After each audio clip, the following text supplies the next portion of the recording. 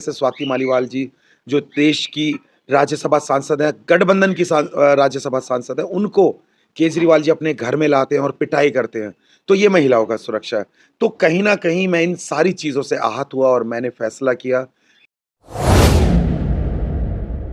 दोस्तों नमस्कार, मैं हूं आपके साथ शाहनवाज आलम। लोकसभा चुनाव 2024 में जहां भी अगर जाएंगे, जिस लोकसभा क्षेत्र में जाएंगे तो कहा जाता है कि एक तरफ एनडीए है तो दूसरी तरफ इंडिया गठबंधन है। लेकिन अगर दिल्ली की 7 लोकसभा सीट में अगर पूर्वी दिल्ली लोकसभा सीट की अगर बात की जाए तो वहाँ तीन कोनिया लड़ाई है। वहाँ देखें जहाँ एक तरफ जो है इंडिया गठबंधन के प्रत्याशी यानी आम आदमी से कुलदीप कुमार मोनू, जो 2 बार विधायक भी रह चुके हैं और वर्तमान में भी विधायक है कोंडी के, और हर्ष मल्होत्रा जो भाजपा के कैंडिडेट हैं, भाजपा के प्रत्याशी हैं। वहीं अगर बहुजन समाज पार्टी की बात की जाए तो बहुजन समाज पार्टी से वकार चौधरी जो लोकसभा प्रत्याशी हैं पूर्वी दिल्ली से, तो इन तीनों में जो है काफ़ी बड़ा टक्कर है। तो क्योंकि बहन मायावती वो भी एक बहुजन की बात की जाए, क्योंकि अक्सर जो है 85 की बात की जाती है, 85 की बात में अगर देखा जाए तो बहन मायावती का सबसे बड़ा चेहरा है। तो यहाँ पे मौजूद हमारे साथ पूर्वी दिल्ली लोकसभा क्षेत्र के बहुजन समाज पार्टी के प्रत्याशी वकार चौधरी है। अब इनसे बात करेंगे, इनका क्या कुछ कहना है। वकार साहब जो है, आप जो है इस दिल्ली लोकसभा के कैंडिडेट हैं बहुजन समाज पार्टी से, तो आपके लिए बहुत बड़ा कंटेस्ट है, जहाँ एक तरफ आम आदमी पार्टी के कैंडिडेट हैं कुलदीप कुमार मोनू, आप भी आम आदमी पार्टी में रह चुके हैं। वहीं जो अगर आम आदमी भाजपा की बात की जाए तो उससे हर्ष मल्होत्रा है। तो कैसे देखते हैं, क्या लगता है इस बार आप? देखिए, इस बार जो चुनाव है बड़ा रोचक मोड़ पे अब पहुँच चुका है। जैसे अगर हम कल की टाइम्स ऑफ इंडिया की खबर पढ़ें तो उन्होंने भी साफ-साफ लिखा कि ट्रायंगल में चुनाव आ चुका है। अब मैं बात करूँ हर्ष मल्होत्रा जी की, तो चूँकि क्षेत्र की जनता ने देखा है हर्ष मल्होत्रा 1 साल मेयर रहे हैं, उसके बावजूद वो कहीं दिखाई नहीं दिए हैं। दूसरी तरफ आते हैं आम आदमी पार्टी गठबंधन के जो प्रत्याशी हैं कुलदीप कुमार, वो जहाँ से जिस क्षेत्र से अभी मौजूदा विधायक है कोंडली से, वहाँ जाके देखिए, कल का आप अखबार उठा के देखिए, पानी की समस्या का समाधान जो इंसान नहीं कर सकता, जो विधायक रहते हुए नाले का पानी पिलवा रहा है वहाँ की जनता को, तो वहाँ की जनता ही जब त्रस्त है, तो बाकी विधानसभा वाले तो खुद समझेंगे। तो इस बार चूँकि चुनाव मुद्दों का है, चुनाव सच्चाई का है, चुनाव र रोज़गार देने का है, चुनाव महँगाई पे है, चुनाव महिलाओं की सुरक्षा पे है, तो कहीं न कहीं बहुजन समाज पार्टी जो सभी समाज को साथ लेके चलती है, चुनाव बहुजन समाज पार्टी जीत रही है। अगर बहुजन नेतृत्व की बात की जाए तो बहन मायावती का सबसे बड़ा चेहरा है, बड़ा नाम है। लेकिन इस बार जो चुनाव लोकसभा का चुनाव हो रहा है, उसमें कहा जा रहा है लोकतंत्र बचाने की लड़ाई है और इसके लिए जो इंडिया गठबंधन आगे है। देखिए, ये तो दोनों लोग इंडिया गठबंधन और भारतीय जनता पार्टी यानी एनडीए, दोनों लोग एक नूरा कुश्ती खेल रहे हैं। गठबंधन वाले डरा रहे हैं ख़ास तौर से माइनॉरिटी को और दलित को कि आप लोग हमें वोट दीजिए, संविधान बचाना है, वरना संविधान खत्म हो जाएगा। और ये मोदी अगर आ गया तो इस बार बिल्कुल देश ही खत्म हो जाएगा। दूसरी तरफ मोदी और अमित शाह जो एनडीए की पूरी टीम है, वो लोग डरा रहे हैं कि अपर कास्ट वालों, हिंदुओं एक हो जाओ, नहीं तो मुसलमान राज आ जाएगा। तो ये लोग आपस में नूरा कुश्ती खेल रहे हैं और वहीं बहन मायावती जो सबको साथ लेके चल रही हैं, अकेले दम पे पूरे देश में तकरीबन हर सीट पे चुनाव लड़ रही हैं। तो इस बार देश को पता है कि शेर अकेला ही चलता है, झुंडों में नहीं चलता है। तो बहन मायावती जी जो पूरे देश में अकेले चुनाव लड़ रही हैं, इस बार नतीजे बहुत सार्थक आने वाले हैं और बहुजन समाज पार्टी विजय की ओर बढ़ रही है। वकार साहब, आप जो है आम आदमी पार्टी में के लिए जो आपने काफ़ी संघर्ष किया, आपका भी एक नाम है, क्योंकि केजरीवाल से आप शुरुआती पीरियड से आप जुड़े हुए थे। लेकिन क्या वजह थी कि आप आम आदमी पार्टी को मतलब छोड़ करके बीएसपी से आप चुनाव लड़ रहे हैं? देखिए, आम आदमी पार्टी जिन मूल मुद्दों पे आई थी, भ्रष्टाचार को ख़त्म करेंगे, महिला को सुरक्षा देंगे, सभी धर्मों का सम्मान करेंगे। तो तीनों चीज़ पे ये कहीं न कहीं इन्होंने मुझे आहत किया। जैसे पहले इन्होंने मेरे जो प्रत्याशी है पूर्वी दिल्ली के, मेरे मज़हब को लेके इन्होंने भद्दी टिप्पणी की, जिससे आहत होके मैंने नेताओं से शिकायत की, बजाय नेता उस पे एक्शन लेते, लीपापोती करने पे लग गए। दूसरा, ये लोग भ्रष्टाचार, जब मैं जुड़ा था तो मुझे भी यकीन था कि देश से भ्रष्टाचार खत्म हो जाएगा, लेकिन भ्रष्टाचार का ये आलम है, तमाम मंत्री जेल में, यहाँ तक कि मुख्यमंत्री भी। और आरोप क्या है? भ्रष्टाचार का आरोप है। भ्रष्टाचार के आरोप में पूरी पार्टी जिस मेन मुद्दों को लेके आई थी, उसमें ये लोग सारे जेल में। तीसरा था महिला सशक्तिकरण, महिला सुरक्षा का। तो आज सबने देखा कि किस तरीके से स्वाति मालीवाल जी, जो देश की राज्यसभा सांसद हैं, गठबंधन की राज्यसभा सांसद हैं, उनको केजरीवाल जी अपने घर में लाते हैं और पिटाई करते हैं। तो ये महिलाओं का सुरक्षा है।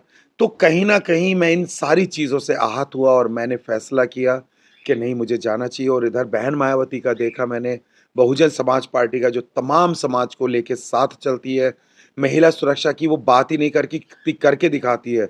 4 बार का अगर हम उत्तर प्रदेश का शासन देखें बहुजन समाज पार्टी का, तो तमाम लोगों को सुरक्षा मिली। कोई एक आदमी ये नहीं कह सकता कि हमारे साथ नाइंसाफ़ी हुई, एक दंगा नहीं हुआ और शासन कैसे चलता है, ये बहन मायावती ने दिखाया। लेकिन भाजपा पे जो इस तरह से आरोप लगते आया है कि वो दंगा कराती है, लेकिन आम आदमी पार्टी जब दिल्ली में दंगा होते तो उनका कोई बड़ा रोल सामने नहीं आता है। तो क्या लगता है बहुजन समाज पार्टी से आप लड़ेंगे, तो अगर आप सांसद बनते हैं, जनता आपको अगर मौका देती है, तो क्या मतलब जो सबसे बड़ी समस्या है पूर्वी दिल्ली के लोगों की?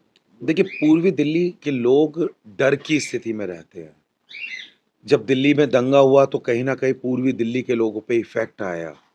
पूर्वी दिल्ली में भी माहौल ख़राब करने की कोशिश की गई, ख़ास तौर से मेरे इलाके में तो बहुत माहौल ख़राब करने की कोशिश की गई। भारतीय जनता पार्टी के विधायक तक यहाँ पे उल्टे-सीधे नारे लगवा रहे थे, लेकिन हम लोगों ने संयम से लोगों को समझाया, तमाम मज़ाहिब के लोगों को बिठाया, उनसे बात की और कहीं न कहीं उन्हें भरोसा दिलाया।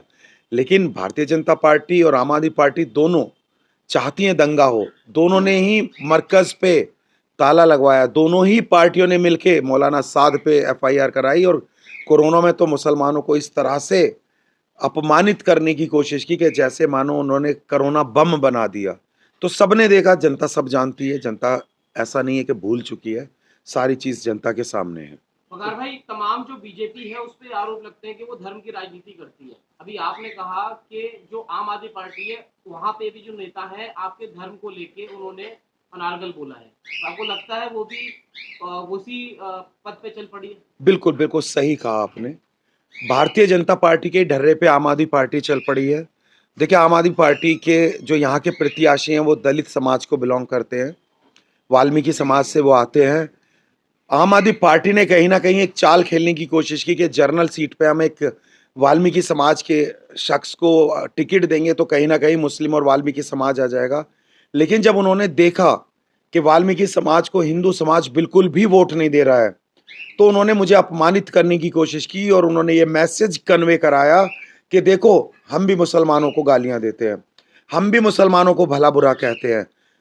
तो सब देख रहे हैं, आम आदमी पार्टी भी आज जैसे भारतीय जनता पार्टी खुल के कहती है कि हमें मुसलमानों की वोट नहीं चाहिए, ऐसे ही आम आदमी पार्टी और तमाम गठबंधन के लोग भी कहने लगे हैं कि हमें मुसलमानों की वोट नहीं चाहिए। ये तो अब मुसलमानों को और दलितों को सोचना है कि उनको किस प्रत्याशी को वोट देना है। जहाँ पे आपकी इज़्ज़त होगी उस प्रत्याशी को, या जहाँ पे आपकी वोट की कोई कीमत नहीं है उस प्रत्याशी को। विपक्ष यानी इंडिया गठबंधन की तरफ से बहन मायावती पर भी आरोप लगते आया है, वो कहीं न कहीं जो है भाजपा की बी टीम। इसको कैसे आप जनता के बीच में? सर, अगर कोई हक की आवाज़ उठाता तो बी टीम ही कहा जाता है। मुझे याद है, जब आम आदमी पार्टी का गठन हो रहा था तो तब हम लोगों से भी यही कहा था, तुम अब भारतीय जनता पार्टी की बी टीम हो। अब समझ में नहीं आता कौन-कौन बी टीम है। एमआईएम है, ओवैसी साहब को भी यही कहा जाता है, बहन मायावती को भी यही कहा जाता है। यानी अगर मैं मान के चलूँ तो इंडिया गठबंधन दूध का धुला हुआ है और बाकी सारे दल, सारे राजनीतिक दल बी पार्टी हैं। तो जनता सब जानती है कौन बी पार्टी है, कौन ए पार्टी है, सबको पता है। अगर मुसलमानों की बात की जाए वकार भाई तो ओवैसी का चेहरा बार बार सामने आता है, तो आपको नहीं लगता कि जो मुस्लिम वोट है वो वहां की तरफ ज्यादा डाइवर्ट होगा, कन्वर्ट होगा कहाँ की तरफ? ओवैसी के पास?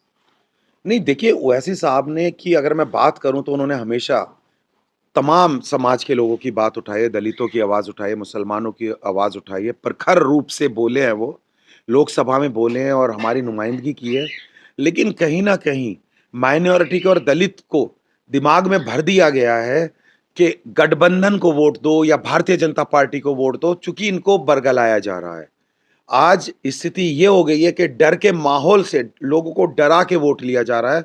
कोई भी पार्टी हो, गठबंधन हो या भारतीय जनता पार्टी हो, विकास के या आने वाली दूरदर्शिता के हम क्या भावी योजनाएं लाएंगे उस पे बात नहीं हो रही है। तमाम पार्टियां सिर्फ और सिर्फ धर्म के नाम पे राजनीति कर रही हैं।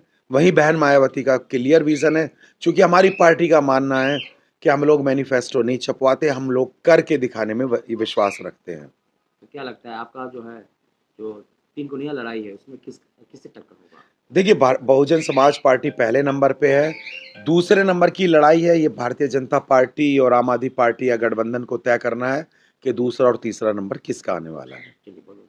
अभी आपने देखा कि वकार चौधरी ने क्या कुछ कहा। इन सभी मुद्दों पर आपकी क्या राय है? कृपया कमेंट करके हमें ज़रूर बताएं। फिर मिलेंगे एक नई अपडेट के साथ, तब तक नमस्कार, जय हिंद, जय भारत।